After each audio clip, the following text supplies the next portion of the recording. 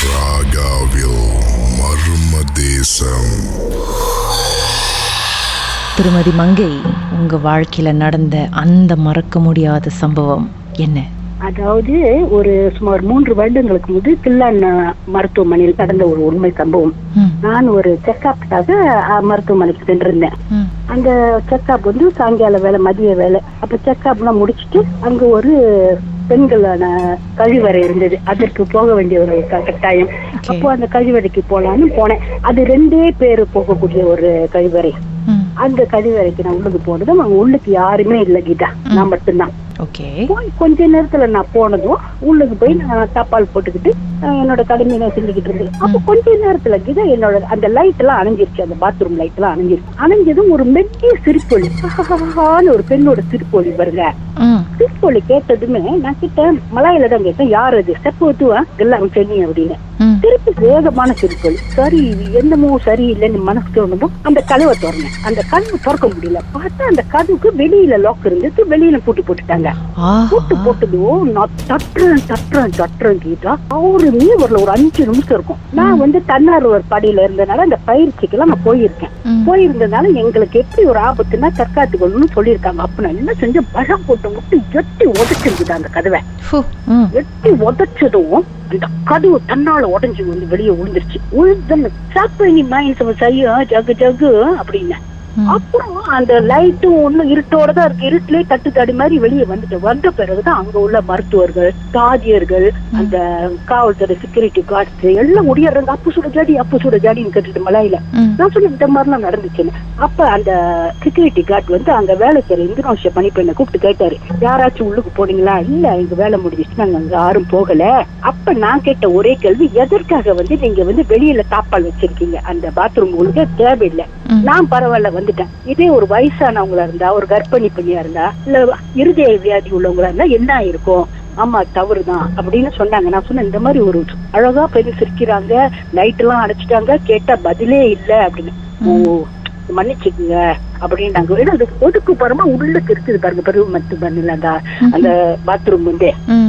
அப்புறம் நான் என்ன செஞ்சேன், இது வந்து இப்படி இருக்க முடியாது. நான் போய் மேல அதிகாரிகிட்ட புகார் கொடுத்தேன். அவங்களும் சொன்னாங்க, நாங்க நடவடிக்கை எடுக்கிறோம். அப்புறம் அங்க உள்ள காவல்துறை ஒண்ணு அதுக்கு புகார் கொடுத்துட்டு இந்த விஷயத்த பத்தி நான் பத்திரிகையில கூட போட்டிருந்தேன். அழகா சிரிக்கிறாங்க, சிரிப்பொலி கலகலன்னு சிரிச்சுட்டு அப்படி லைட் எல்லாம் அணைச்சிட்டாங்க கீதா. இந்த மாதிரி யாருமே இல்ல இந்த தவிர. இதே மாதிரி சம்பவம் வேற யாருக்காவது நடந்திருக்கா அப்படின்றத பத்தி அவங்க எதுவும் சொன்னாங்களா மேனேஜ்மெண்ட் சைட்ல இருந்து? அவங்க சொல்ல மாட்டாங்க கீதா. அப்படியே வந்து அது வந்து வேற பக்கம் திசை திருப்பிட்டாங்க பேச்ச வந்து. என்னதான் சொன்னாங்க, என்னவா இருந்திருக்கும்? அவங்க வந்து சொல்ல மாட்டாங்க, முக்கின் போலே லக்கு அப்படின்னு சொல்லிட்டு அதோட விட்டுட்டாங்க. இருந்தாலும் பாருங்க, அப்புறம் தான் விசாரிக்கும் போது அங்க உள்ள சிலவங்க சொன்னாங்க, இந்த மாதிரி அது வந்து அந்த ஒதுக்குப்புறமான இதுல பல விஷயங்கள் நடந்திருக்கு. ஆனா உங்களுக்கு நடந்தது வந்து ரொம்ப ஒரு அச்சமான விஷயம். ஏன்னா நீங்க வந்து உள்ளுக்கு போயிட்டு போன பிறகு லைட் எல்லாம் அணைஞ்சிருச்சு. அணைஞ்ச பிறகு சிரிப்பொலி, ஒரு பெண்ணோட சிரிப்பொலி. நான் திட்டேன், யாரு இப்படி சிரிக்கிறது அப்படின்னு. கதவு திறக்கவே முடியல, வெளியே போட்டு இருக்கு. போட்டோம் வெளியே போட்டுட்டாங்க. ஏதாவது ஒரு மனசால பண்ணிருக்க கூடுமா? அங்க யாருமே இருக்க வாய்ப்பு இல்லைன்னு சொல்றாங்க கீதா. ஏன்னா அந்த குறிப்பிட்ட பணிப்பெண்கள் தான் அங்க வருவாங்களாம். அது பெண்கள் கழிவறை வந்து அது வந்து வேற யாருக்கு வர வாய்ப்பே இல்ல கீதா. சிசிடிவி எதுவும் செக் பண்ணாங்களா? அப்ப அதுக்கு வந்து ஒதுக்குப்புறமா இருக்கிற அங்க சிசிடிவி இல்ல. இருந்தாலும் பாருங்க, பேய்க்கே வார்னிங் கொடுத்திருக்கீங்க நீங்க. எவ்வளவு பெரிய ஆளா இருப்பீங்க. ஆமா, நான் எட்டி உதச்சு கதவு உடைஞ்சிருச்சு. அப்புறம் பிறகு ஒரு 5-6 மாசம் சென்று நாங்க செல்லும் போது அந்த போய் பாப்போன்னு பார்த்தா அந்த வெளியில உள்ள அந்த கதவோட அந்த வந்து அவங்க தாப்பால் இல்லாம எடுத்துட்டாங்க. அந்த தாப்பால் எடுத்துட்டாங்க. பேய்க்கு மட்டும் வார்னிங் கொடுத்திருக்கீங்க, மேனேஜ் பண்ணி ஆடி போயிருச்சு போங்க உங்களை பார்த்து. இது இன்னைக்கு மட்டும் என்னால மறக்க முடியல. உங்க வாழ்க்கையிலும் மர்மமான சம்பவம் நடந்திருக்கா? அதை எங்களோட ஷேர் பண்ணணும்னு நினைச்சீங்கன்னா வாட்ஸ்அப் பண்ணுங்க 016-493-3333. உங்க பெயர், அதுக்கப்புறம் #MT அப்படின்னு டைப் பண்ண மறந்துடாதீங்க. மர்ம தேசத்தில் இடம்பெற்ற கதைகளை மீண்டும் கேட்கணும் அப்படின்னு நினைச்சீங்கன்னா ஷாக் என்ற ஆப்லயும் இருக்குங்க. SYOK லாங்குவேஜ் செட்டிங் தமிழ்னு செட் பண்ணுங்க. சர்ச் பட்டன்ல மர்ம தேசம்னு டைப் பண்ணுங்க. ஷாக் காஸ்ட் பக்கத்தில் மர்ம தேசத்தில் இடம்பெற்ற எல்லா கதையும் நீங்கள் கேட்கலாம். ராகாவில் மர்ம தேசம்.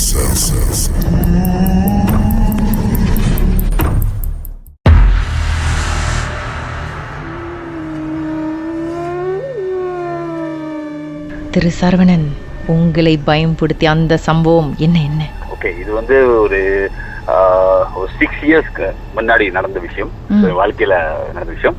ஸோ முதல்ல வந்து எனக்கு வந்து பேய் வந்து அந்த நம்பிக்கையில் நான் பார்த்தாதான் நம்புவேன் அப்படின்ட்டு ஒரு கேரக்டர். ஸோ பூச்சவங்கள நான் வந்து ஒரு 2.5 years 2.5 வருஷம் நான் வந்து அங்கே வேலை செஞ்சுட்டு இருந்தேன் ஒரு லாஜிஸ்டிக் கம்பெனியில். அங்கே என் கூட நான் வந்து ஃப்ரம் ஜேபில, ஸோ அங்கே ஒரு முக்கியமான காரணத்தை தான் நாங்கள் வேலை செஞ்சுட்டு இருந்தேன். என் கூட வேலை செய்கிறது வந்து அவரும் பூச்சவங்க ஒருவர் தான். ஸோ அவர் என்கிட்ட ஒரு நாள் சொல்லிட்டு இருந்தாரு, இந்த மாதிரி சரா, அது மாதிரி என்னோட கூட்டாளி என்னோட நண்பர் வீட்டில் வந்து ஒரே பேய் பிரச்சனையா இருக்கு, ஏதாச்சும் வழி இருக்கா அப்படின்னு சொல்லிட்டு இருந்தாரு. இப்போ நான் சொன்னேன், இந்த காலத்துல எங்கன்னு இந்த மாதிரிலாம் பேயெல்லாம் அப்படி இருக்கு, அதெல்லாம் ஒண்ணும் இல்லை அப்படின்ட்டு. ஓ, நீ நம்பலையா அப்படின்னு சொல்ல. ஆமா, நான் நம்பல, நான் பார்த்தாதான் நம்புவேன். சரி, இப்போ வந்து அந்த வீடு வந்து மூவிங் பண்ணிக்க, அதாவது அந்த பேய் தொலை தாங்க முடியாம பீண்டா பண்ண போறாங்க. ஸோ ஓகே, நீயும் வா அப்படின்ட்டு. சரி, நான் ஓகே, நீங்க கால் பண்ணுங்க, நான் வரேங்க. ஸோ லீவ் நாட்கள்ல ஒரு நாள் ஞாயிற்றுக்கிழமை எனக்கு வந்து காலையிலே கால் பண்ணிட்டு, சாரா ஓகே, நான் சொன்ன அந்த வீடு இப்போ வந்து ஷிஃப்டிங் ஓடிட்டு இருக்கு, ஸோ நீங்க வரியா? கண்டிப்பா வரணும், நீங்க சொன்னீங்களா பேய் இருக்குன்ட்டு, நான் வந்து பாக்கணும். சரி ஓகே, நானும் வந்தேன். மோட்டர்ல நான் வந்துட்டு பக் பண்ணிட்டு வெளியே இருந்து பார்த்தேன். ஓகே, நல்லா இருக்கு, அழகா இருக்கு வீடு இருந்துட்டு. ஸோ உள்ள போய் பார்த்துட்டு கை கொடுத்தா அந்த வீட்டு ஓனர். ஸோ அவரு அப்புறம் அவரோட மனைவி, அப்புறம் 2 குழந்தைகள், அப்புறம் ஒரு பாட்டி வீட்டில் இருந்தாங்க. சரி, அப்ப நான் அப்பவே கேட்டேன், எனக்கு எப்பவுமே வந்து மனசுல வச்சு தெரியுது, ஓப்பனா பேசுவேன். ஸோ அண்ணா எங்கண்ணா பேய் சொல்ல வருயா அப்படின்னு. இதெல்லாம் ஒண்ணு இல்லைண்ணா, ஜஸ்ட் ஒரு ஏதாச்சும் வேற நீங்க ஏதாவது பிரச்சனை இருப்பீங்க, யோசிச்சுட்டு இருப்பீங்க, அதனால இல்ல பேய் இருக்கு. நீங்க கூப்பிட்டதும் பேய் வரதுக்கு என்ன, பேய் அவ்வளவு ஃப்ரீயா இருக்குன்னு நினைச்சீங்களா? அது நினைக்கிற நேரத்துல அவரு ஆமா கரெக்டா நீங்க சொன்னது. பட் அவங்க சொன்னது வந்து அந்த வீடு பேய் இருக்குன்னாங்களா, எங்க பேய் காமிங்க அப்படின்ட்டு நான் ஒரு ஆர்வத்தில் முதல் தடவை. அதனால சரி, நான் வந்து அங்க வந்து டபுள் ஸ்டோரி வீடு. நான் நேரா போயிட்டு மாடி மேல வந்து ஒரு பெட்ரூம்ல வந்து நான் வந்து ரேப்பிங் பண்ணிருக்கேன். ஏன்னா ஷிஃப்டிங் பண்ணுங்கல்ல, இப்போ ரேப்பிங் ரோல் இருக்கும்.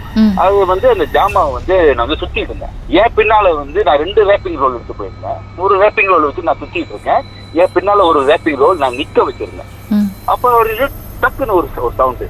அந்த பிள்ளை திரும்பி பார்த்தா அந்த ரேப்பிங் ரோல் வந்து கீழே விழுந்து அந்த படியில உருண்டு வந்து கீழே போயிட்டு இருக்கு. என்னடா அது வந்து காத்துல விழுந்திருக்கும் அப்படின்னு நினைச்சு நான் பேசாம இருந்துட்டேன். அதுக்கப்புறம் சரி, நான் ரேப்பிங்லாம் பண்ணி எல்லாம் கரெக்டா நான் வந்து எல்லாம் பேக் பண்ணிட்டு அப்புறம் வந்து கீழே இருந்து சவுண்ட் வச்சு கீழே வாங்க அப்படின்ட்டு. சரி, நான் அதை வரேனே. அப்ப கீழே போயிட்டு நான் சொன்னேன், ரேப்பிங் ரோல் நிக்க வச்சிருந்தேன், அது வந்து வெயிட் எப்படி கீழே விழுந்துச்சு தெரியல, அதை சொன்னா கேட்கல, பேய் இருக்கு அப்படின்ட்டு. நான் சொன்னேன், தயவு செய்து நான் பேசாம இருங்கண்ணே அப்படின்ட்டு. ஸோ எனக்கு வந்து சுத்தமா பயமே இல்லை. சரி, அப்புறம் வந்து வேலையெல்லாம் முடிஞ்சுட்டு லிவிங் ஏரியா, அதாவது ஹால்ல வந்து டிவி ஓடிட்டு இருக்கு. நான் வந்து 3 சோஃபா அதுல வந்து நான் வந்து உட்கார்ந்து இருந்தேன். என் பக்கத்துல வந்து என்னோட ஃப்ரெண்டு கூட வேலை செய்வாரு, அவர் இருந்தாரு. அவருக்கு பக்கத்துல தான் அந்த வீட்டு ஓனர் இருந்தாரு. பேசிட்டே இருக்கிற நான் எங்க நான் பேய் அப்படியே விளையாட்டுக்கு பண்ணிட்டே இருந்தேன். அப்புறம் சாரியா வரும் அப்படின்னு சொல்லிட்டு இருந்தாங்க. அப்ப அவர் வீட்டு ஓனர் சொல்லுவாரு, பல மாசமா நான் வந்து இந்த பிரச்சனையை இது பண்ணிட்டு இருக்கேன். சரி ஓகே, கொஞ்ச நேரத்துல பாத்தீங்கன்னா என்னோட நான் நாக்கால உட்காந்துருக்கேன், என் மண்ணுக்கு என்னோட ஆப்போசிட்லயே அந்த பிள்ளை, அந்த சின்ன பிள்ளை வந்து முடியெல்லாம் வந்து ஒரு மாதிரியா மேல தூக்கிட்டு அப்படியே என் மண்ணுக்கு நான் பாத்துட்டு இருக்கேன். முடியெல்லாம் வந்து மேல தூக்கிட்டு பாக்கட்டானே, என்னண்ணே முடிவு சொந்தமா மேல ஏறுது, இப்ப போக போக பாரு அப்படின்னு. எனக்கு ஒரு மாதிரி இல்ல பயம் ஆரம்பிச்சு. சரி ஓகே அப்படின்ட்டு. அப்ப கொஞ்ச நேரத்துல பாத்தீங்கன்னா அவங்க கையில, அந்த சின்ன பிள்ளை கையில வந்து ஒரு நோட்டு புக்கத்துல ஒரு அரப் சவுடி மாதிரி ஒரு எழுத்துங்க சொந்தமா எழுதிட்டு இருக்கு. அப்ப நான் கேட்டேன், அண்ணா இது உங்க பிள்ளை தானே, என்ன எழுதிட்டு இருக்காங்க? அதான் அந்த பேயினாலதான். ஓ அப்படியா, இவங்க என்ன ஸ்கூல் படிக்கிறாங்கன்னு கேட்டேன். நான் வந்து அவங்க சொன்னாங்க தமிழ் ஸ்கூல் படிக்கிறாங்க. தமிழ் ஸ்கூல் படிச்சா அரபி எழுத்துலாம் எப்படி தெரியும், அதுவும் அவங்க வந்து 2வது செகண்ட் ஸ்டாண்டர்ட். சரி ஓகே, எனக்கு ஒரு மாதிரி ஆரம்பிச்சிச்சு, ஒரு மாதிரி பயம். சரி கண்ட்ரோல் பண்ணிக்குவோம், நம்ம வந்து பார்க்கல. சரிண்ணா ஓகே. அப்படி பேச நான் உட்காந்து டிவி பார்த்துட்டு இருக்கேன். அவங்க அந்த வீட்டு ஓனரோட ஒய்ஃப் வந்து சமைச்சிட்டு இருக்காங்க கிச்சன்ல. சரி, அப்ப நான் என்ன பண்ணிட்டு எப்படி பேசிட்டு இருந்தோம். கொஞ்ச நேரத்துல வந்து என்னோட லெஃப்ட் சைடு வந்து ஒரு ஆல்பம் இருந்துச்சு. அந்த ஆல்பம் இது யார் ஆல்பம்னா, இல்ல எங்க வீட்டோட தான், அப்ப பாருங்க. அப்ப அவங்க கல்யாண போட்டோ எல்லாமே இருந்துச்சு. சரி, ஒண்ணு நான் பார்த்துட்டு இருக்கேன். அவங்களோட பாஸ்போர்ட் சைஸ், அவரோட வீட்டு ஓனரோட பாஸ்போர்ட் சைஸ் போட்டோ வந்து கீழே விழுந்தது, அந்த ஆல்பத்துல விழுந்தது. அப்ப நான் எடுத்துட்டு, ஆனா இது உங்க போட்டோவானே? ஆமாயா சாரா, நீங்க என்ன செய்யுங்க, அந்த போட்டோவை சும்மா அப்படியே கையில கட்டிக்கிட்டு எங்கேயாவது தூக்கி போடுங்க அப்படின்ட்டு சொன்னாங்க. ஏன் அப்படின்னு கேட்டேன். இல்ல நீங்க போடுங்க, நீங்க பாருங்க அப்படின்னா. சரி ஓகே, அண்ணன் நமக்கு மூத்த சொல்றாங்களோ, சரி செய்வோமே. சரி நான் என்ன செஞ்சேன், என் கையால, உண்மையில சொல்றேன், என் கையால நான் அப்படியே அந்த பாஸ்போர்ட் சைஸ் போட்டோவை நல்லா இறுக்கி அப்படியே சேர்ந்து அப்படியே தூக்கி போட்டேன். எங்கேயோ தூக்கி போட்டேன். அது முடிஞ்சிச்சு. ஓகே நான் தூக்கி போட்டேனே, என்னென்ன பாருயா பாரு. சரி ஓகே, நான் டிவி பார்த்துட்டு இருக்கோம். கொஞ்சம் ஃபியூ செகண்ட் தான் எனக்கு தலையில வந்து என்னமோ விழுந்த மாதிரி ஒரு உணர்வு. சார் அப்படி லைன்ல இருங்க. பாட்டுக்கு பிறகு என்ன நடந்துச்சு, உங்க தலைக்கு மேல என்னதான் விழுந்துச்சுன்னு மேலும் பேசுவோம். மர்மமான சம்பவத்தை நீங்களும் எங்களோடு பகிர்ந்துக்கணும்னு நினைச்சீங்கன்னா வாட்ஸ்அப் பண்ணுங்க 036-493-3333. உங்க பெயர் அதுக்கப்புறம் #MD அப்படின்னு டைப் பண்ண மறந்துடாதீங்க. மர்ம தேசத்தில் இடம்பெற்ற கதைகளை மீண்டும் கேட்கணும் அப்படின்னு நினைச்சீங்கன்னா ஷாக் என்ற ஆப்லயும் இருக்குங்க. SYOK லாங்குவேஜ் செட்டிங் தமிழ்னு செட் பண்ணுங்க. சர்ச் பட்டன்ல மர்ம தேசம்னு டைப் பண்ணுங்க. ஷாக் காஸ்ட் பக்கத்தில் மர்ம தேசத்தில் இடம்பெற்ற எல்லா கதையும் நீங்கள் கேட்கலாம்.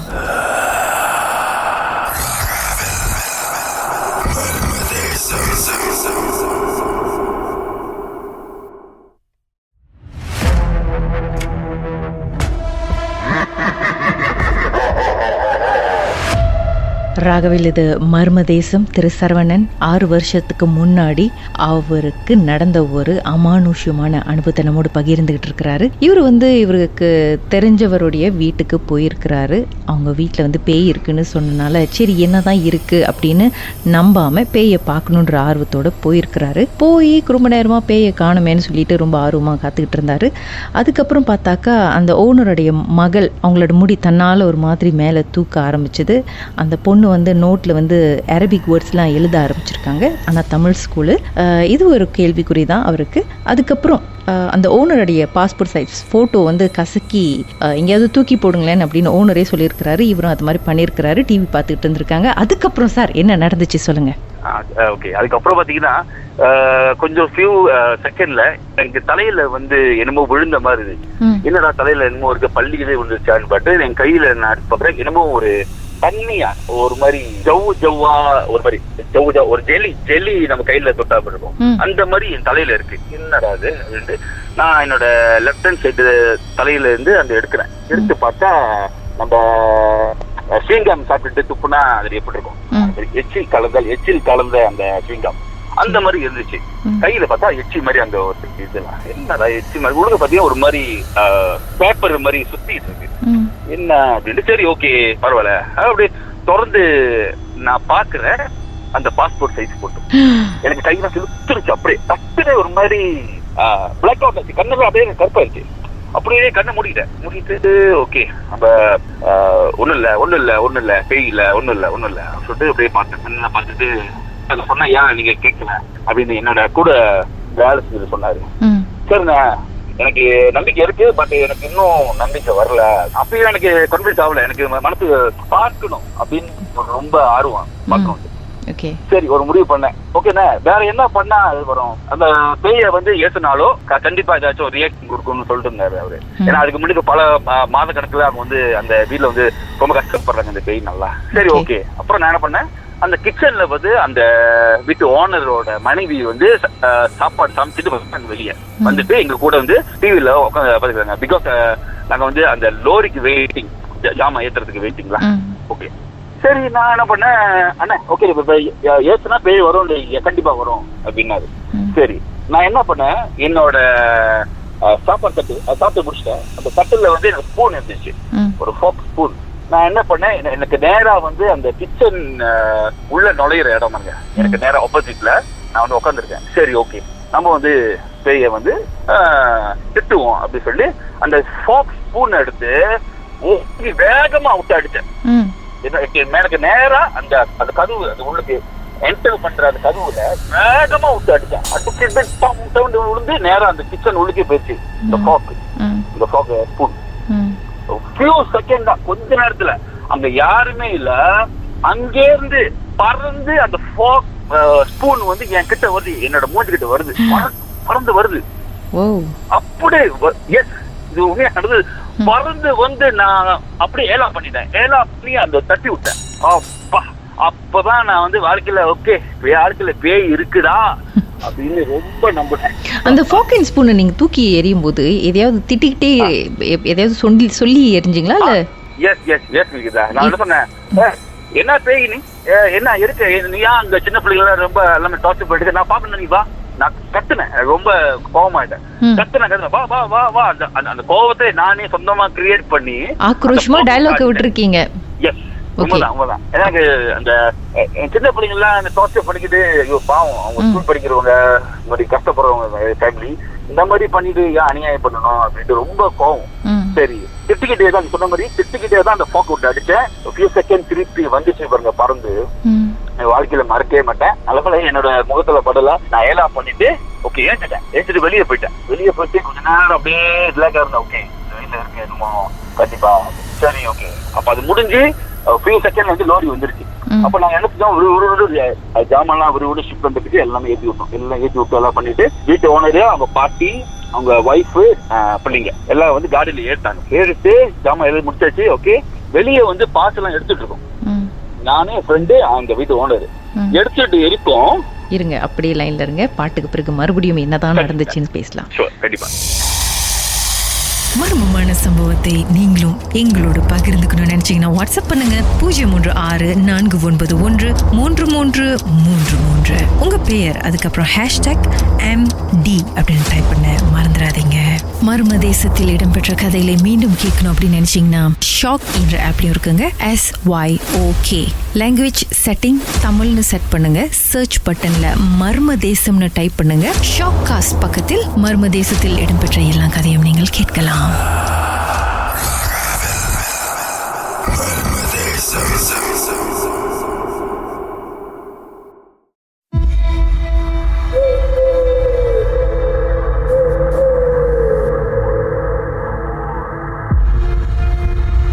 இது மர்ம தேசம். திரு சரவணன் அவருக்கு நடந்த சம்பவத்தை நம்மோடு பகிர்ந்துகிட்டு இருக்கிறாரு.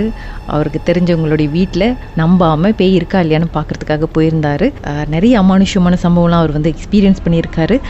அப்புறம் சார் சொல்லுங்க, கடைசியில் என்ன ஆணுச்சு? கடைசியில அந்த அஞ்சடியில வந்து அந்த வெளியே வந்து அந்த இடத்துல பாத்தீங்கன்னா ஒரு 4 பாஸ் இருந்துச்சு.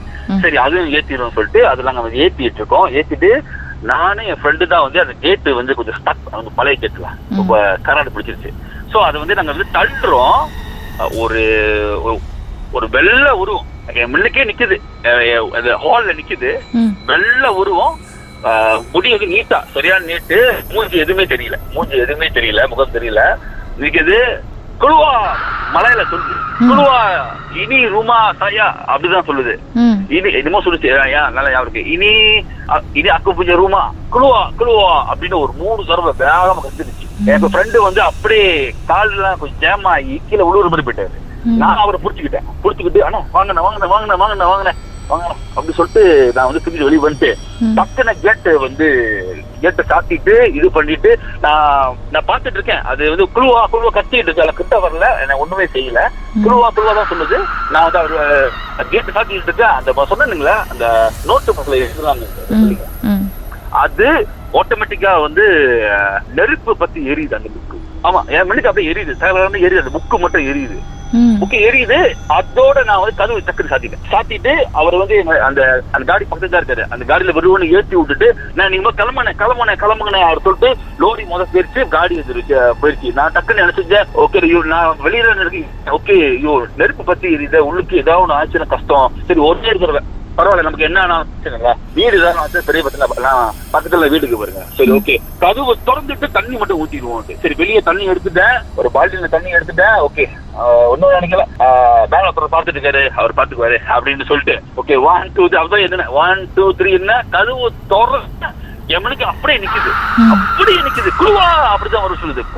குழுவா சொல்லுது. நான் தண்ணி வருவன்னு ஊத்தி விட்டு கரெக்டா அந்த ஃப்ளோல ஊத்தி விட்டேன்ல, அப்ப டக்குன்னு அந்த நெருப்பு அமைஞ்சிருச்சு. டக்குன்னு நான் கதவு சாத்திட்டு ஓகே வெளியே கேட்டு டக்குன்னு நான் சும்மா அப்படியே டாப்பா மட்டும் போட்டுட்டு மோட்டர் எடுத்து நான் வீட்டுக்கு வந்தேன். கடைசியா கதவு திறந்தீங்களே, அப்ப கூட உங்களுக்கு அந்த முகம் தெரியல?